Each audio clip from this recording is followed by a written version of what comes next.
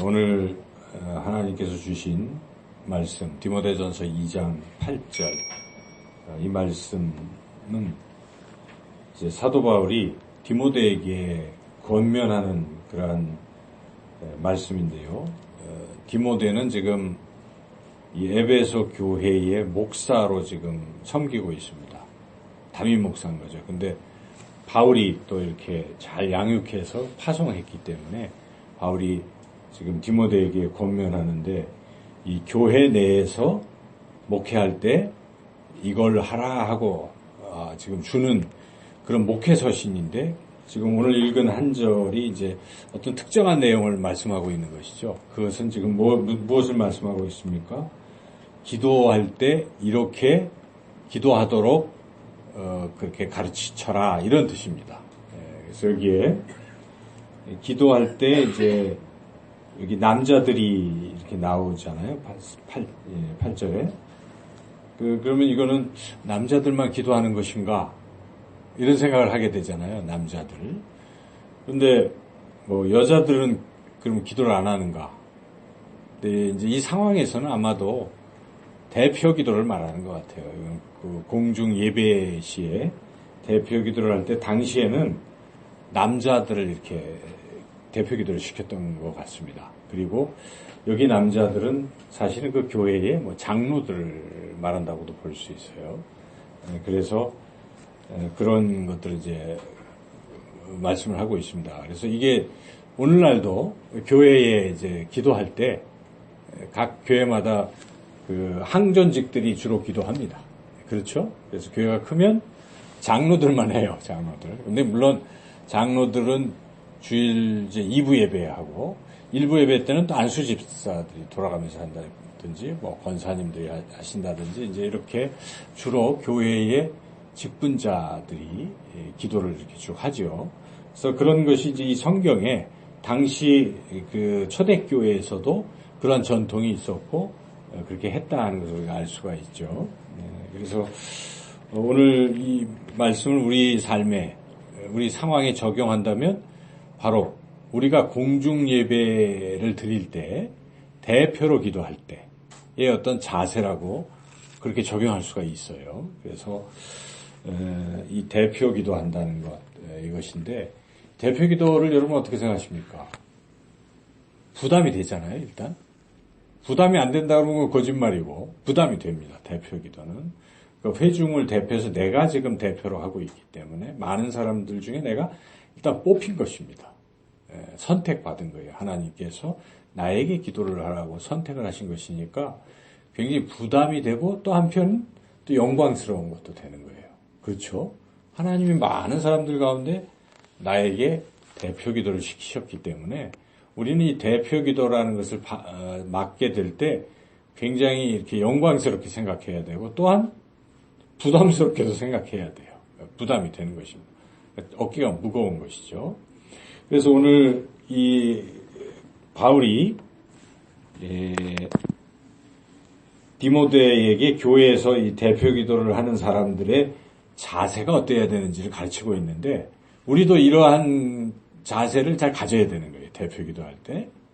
그래서 여기에 첫째는 무엇입니까? 첫째는 분노와 다툼이 없이 기도하라.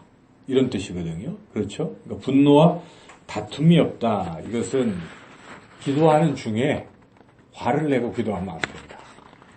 분을 품고 기도하면 안 된다. 우선 첫 번째 뜻은 그런 것입니다. 이 분을 어떻게 품고 기도를 할 수 있을까? 그럴 수 있어요. 그렇죠? 여러분 기도할 때 막 어떤 특정인이 밉고 막 분에 가득 차면 기도가 어떻게 나가겠어요? 하나님 그 사람 좀 어떻게 처리 좀 해주세요. 라든지 그런 기도가 나올 수가 있습니다. 그래서 그러한 어떤 마음, 미워하는 마음이라든지 이제 이런 또는 분노하는 상태에서 대표 기도를 하게 되면 안 된다. 지금 그런 뜻입니다. 그래서 기도 중에 이제 그러한 어떤 미리 그런 분을 다 이제 하나님 앞에 이렇게 기도 드려서 분한 마음이 다 사라지고 사랑이 넘치는 상태에서 기도를 해야 되는 거예요. 그래야 여러분이 기도할 때 축복 기도를 하게 되고 그렇지 않겠어요? 하나님, 우리 교회 성도님들 한 분 한 분을 정말 이렇게 해달라고 사랑의 기도가 나오잖아요. 근데 그런 마음이 없으면 기도가 잘 안 됩니다. 그래서 대표 기도하시기 전에 이 사랑의 마음부터 품어야 되고 분을 가라앉히시고 또 누군가와 다툼 이런 것이 없는 상태로 기도를 드려야 된다는 것이고, 이제 두 번째는 여기 뭘 또 어떻게 기도하라고 합니까? 거룩한 손을 들어 기도하라. 이게 무슨 뜻일까요? 손을 들고 기도하는 것은 당시에 하나의 엎드려서 기도도 해요. 이렇게 엎드려서, 예수님도 엎드려서 기도도 하시고 얼굴을 이렇게 땅에 대시고 기도도 하시고, 또 유대인들은 두 손을 들고 하나님 앞에 이렇게 기도도 하고, 또 무릎 꿇고 기도도 하고, 다양한 기도의 모습들이 있잖아요. 근데 이제 공중 대표 기도할 때는 아마 손을 들고 기도했던 것 같아요. 초대교회에서는 이렇게 손 들고, 우리는 그냥 이렇게 하고 기도하잖아요. 근데 그때 당시 이렇게 손을 들고 기도하는데, 중요한 것은 손을 드는 게 중요한 게 아닙니다. 무릎 꿇고 또는 두 손 모으고 기도할 수도 있어요. 대표 기도 여러 가지 할 수가 있는데, 중요한 것은 그 앞에 무슨 손이라는 것입니까? 거룩한 손. 이게 중요하다는 것입니다. 그래서 거룩한 상태에서 기도하라. 이건 그런 뜻입니다. 대표 기도하는 사람이 거룩성을 상실한 상태에서 기도를 하면 안 된다. 이런 얘기겠죠. 그래서 그 거룩함을 상실했다는 것은 주 내용은 앞에서 뭡니까? 서로 분노하고 다투고, 그렇죠. 한뜻 싸움 한참 하고 와서 허겁지겁 와서 기도하면 이거 안 되는 거예요.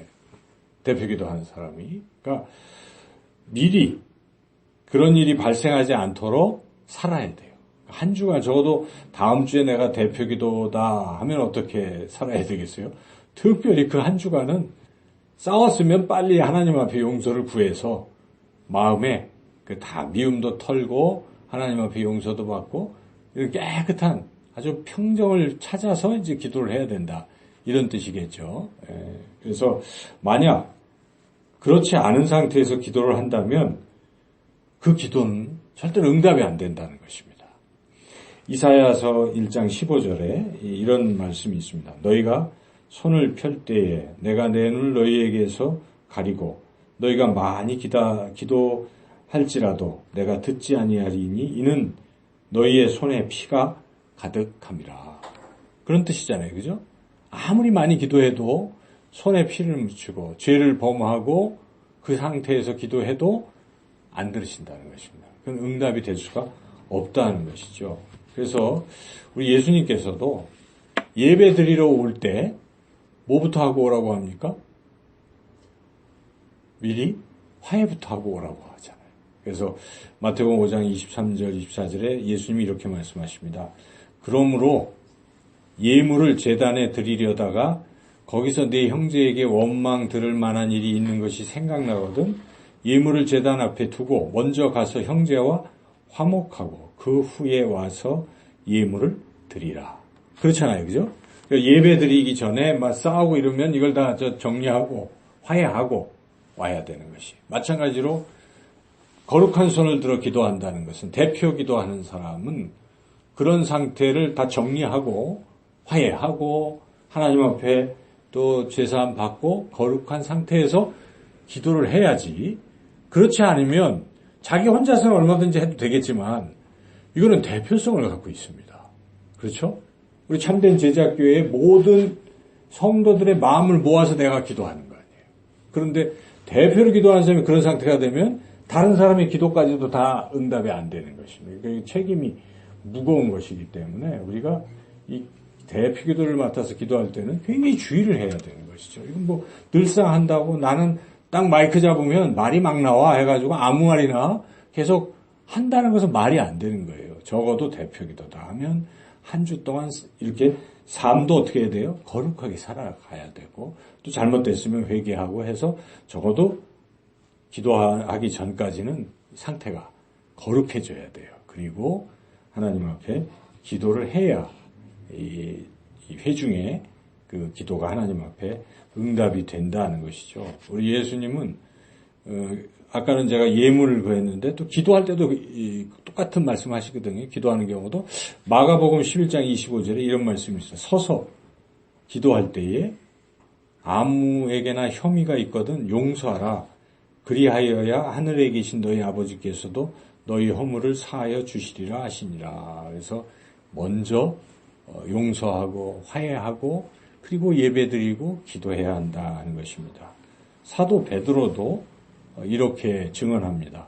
베드로전서 3장 7절입니다. 남편들아 이와 같이 지식을 따라 너희 아내와 동거하고 그를 더 연약한 그릇이요 또 생명의 은혜를 함께 이어받을 자로 알아 귀히 여기라. 이는 너희 기도가 막히지 아니하게 하려 함이라. 아내와 싸우고 아내를 핍박하고 하는 상태에 와서 두 손 들고 기도해도 그 기도가 응답되겠습니까? 안 된다는 것입니다. 그래서 아내를 사랑하고 귀히 여기고 그렇게 삶을 그렇게 살고 기도하면 하나님이 그것을 들어주신다는 것입니다. 그러나 우리 손이 더럽혀진 상태, 시편에서도 시편 기자는 곧 손이 깨끗하며 마음이 청결하며 뜻을 허탄한 데 두지 아니하며 거짓 맹세하지 아니하는 자로다. 이런 사람들이 이제 기도의 응답을 받지만 너희 손이 피해 너희 손가락이 죄악에 더러워졌으며 너희 입술은 거짓을 말하며 너희 혀는 악독을 내밀어. 이런 상태에서는 응답이 안 된다. 이제 그런 말씀이죠. 그래서 지금 드린 말씀을 한마디로 요약한다면 사람과의 관계가 잘 되고 나서 하나님과의 관계도 잘 된다. 이런 말씀입니다. 기도는 하나님과의 관계잖아요. 근데 사람과의 관계도 제대로 안 맺었는데 하나님 앞에 물론 그걸 위해서 우리가 기도하는 것이죠. 개인적으로. 그러나 적어도 공중 대표 기도를 할 때는 그런 관계가 정립이 잘 돼야 하나님 앞에 와서 기도할 때 그게 응답이 된다 하는 것입니다. 오늘 이 짧은 한 절의 말씀인데 우리가 항전직 또는 성기미들로서 앞으로 올 한 해 대표 기도를 참 많이 하실 것입니다.